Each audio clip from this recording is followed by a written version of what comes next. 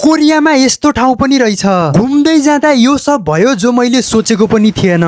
Hello guys, welcome back to my mini vlog. बिहानै उठेर दिनको सुरुवात एक कप कफीबाट गर्दैछु। तर मेरो लागि आजको दिन अरू दिन भन्दा अलि फरक थियो, किनकि यो मेरो 365 डे च्यालेन्जको अर्को दिन पनि थियो। त्यसैले छुट्टीको दिन भए पनि रुटिन छोड्ने कुरो भएन। सो आज पनि म बिहानै उठेर आफ्नो वर्कआउटहरू गर्दैछु। एक्सर्साइज पछि एकदमै धेरै पसिना आएको थियो, त्यसैले मैले मेरो म्याट पखालिदिए। म्याट पखालेपछि म ब्रस गर्दै आफू फ्रेस हुनतिर लागे। आफ्टर फ्रेस मलाई चाहिँ मेरो प्रोटिन सेक बनाउनु थियो, त्यसैले सबै कुराहरू रेडी गरेर मैले मिक्सरमा मिक्स गरिदिएँ। त्यसपछि प्रोटिन सेक खाँदै म घुम्न जाने विषयमा सोचिरहेको थिएँ। इन्टरनेटमा ठाउँ खोज्दै जाँदा अचानक नामदाङको बारेमा थाहा पाएँ। यो ठाउँको बारेमा मलाई दाइहरूले पनि भन्नुभएको थियो। ठाउँ पनि नयाँ, समुद्र पनि रहेछ, त्यसैले नामदाङ नै जाने सोच गराएँ। गर्मी एकदमै थियो, छाता ओढे अनि रुमबाट निस्किएँ। रुमदेखि 10 मिनटको पैदल यात्रापछि म हाम्रो बस स्टेसन पुगेँ। बस पनि ठ्याक्कै आइपुगे रहेछ, सो म केही नसोची बसमा चढिहालेँ। अनि अर्को रमाइलो कुरा, बसमा म एकजना मात्रै प्यासेन्जर थिएँ। कोरियाको लोकल बसहरू प्यासेन्जर नै नभए पनि चलिरहन्छन्। रियल्ली गाइज, पर्सनल्ली मलाई त यो कुरा एकदमै मन पर्यो। सो केही बेरको यात्रापछि अन्तत म नामदाङमा प्रस्थान गरिसकेँ। बाहिर चाहिँ एकदमै गर्मी थियो, त्यसैले म जियासमा गएर आफ्नो लागि पानी किने। हजुरहरूलाई थाहा छ, यो ठाउँमा मेरो फर्स्ट टाइम हो अनि मलाई यहाँको बारेमा केही पनि थाहा छैन। सो यो पनि मेरो लागि एउटा च्यालेन्ज नै हुने भयो।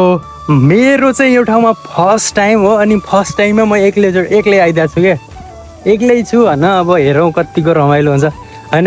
ठाउँ चाहिँ एकदमै दामी छ जस्तो छ है। भ्यू पनि एकदमै राम्रो देखिरहेको थियो, तर गर्मी पनि त्यति नै थियो। त्यहाँ पुगेपछि सबैभन्दा इन्ट्रेस्टिङ कुरा के भयो भने मैले नेपाल गएर आउनु भएको एकजना कोरियनलाई भेटाएँ। यो टिकट किन्ने ठाउँको त्यहाँको आन्टी के नेपाली बोलिदिरहेको, नेपाली बोलिदिएर ल काठमाडौँ गएर आउनु भएको अरे 2010मा।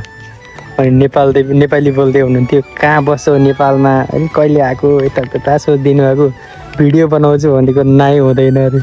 साँच्चै भन्नुपर्दा कोरियामा बसेर अचानक कुनै कोरियन मान्छेले नेपाली बोल्दाखेरि चाहिँ एकछिन आफ्नै देशको मान्छे भेटेको महसुस हुने रहेछ। एनिवे गाइज, म चाहिँ अहिले बोट चढेर समुद्र पारी जाँदैछु। खासमा घुम्ने ठाउँमा पुग्नको लागि यसरी समुद्र तर्नु पर्ने रहेछ। म यसरी एक्लै घुम्न कहिल्यै पनि निस्किएको थिएन, तर एकदमै रमाइलो लागिरहेको छ। फाइनल्ली गाइज, 15 मिनटको सामुद्रिक यात्रापछि म मेरो मेन डेस्टिनेसनतिर पुग्दैछु। आई होप मलाई यहाँ आएको कुनै पछुतो हुने छैन। गर्मी पनि छ, तर नयाँ ठाउँ देखेर रमाइलो लागिरहेको छ। यहाँ चाहिँ बाँसले वरिपरि घेरेर यस्तो राम्रो ठाउँ बनाइएको रहेछ। हेर्दाखेरि सबै युनिक थियो अनि यसको टपबाट बाहिरको भ्यू पनि एकदमै बवाल देखिने रहेछ। समुद्र, हावा अनि वरिपरि अलिअलि चराचुरुङ्गी पनि देखिरहेको